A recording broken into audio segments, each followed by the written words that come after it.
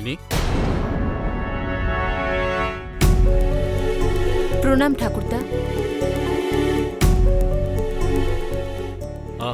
দাঁড়াও মা।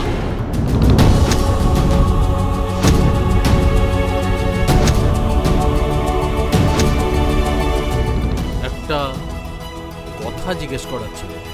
হ্যাঁ বলুন, কি বলবেন? আমার তুষার আর আমার পরিবারকে তোমার কেমন লাগলো?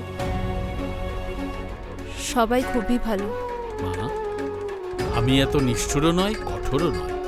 এই বাড়ির নিয়মকানুন বজায় রাখার জন্য আমাকে এইটুকু করতেই হতো। তুমিও আর কিছুদিন পরে এই বাড়ির একজন সদস্য হতে যাচ্ছ,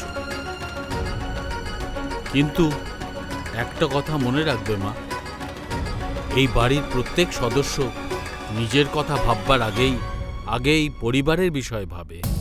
আমার বিশ্বাস তুমিও সেই নিয়ম পালন করবে। ঠিক আছে ঠাকুরদা। দাঁড়াও মা, এখনো আমার কথা শেষ হয়নি।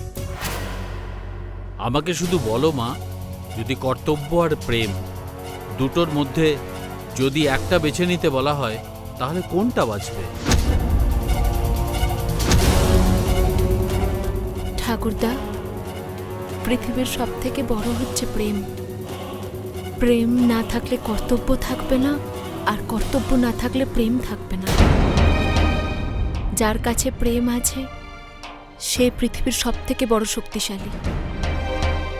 আর কর্তব্য হচ্ছে আমার জীবনের সব থেকে গুরুত্বপূর্ণ দায়িত্ব, যেটা পরিবারের মান সম্মান আর সব কিছুকে বজায় রাখে।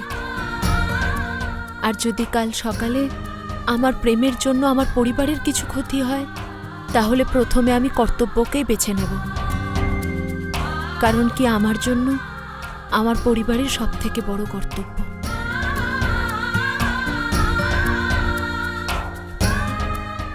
ধন্যবাদ মা, ভগবান তোমার মঙ্গল করুন।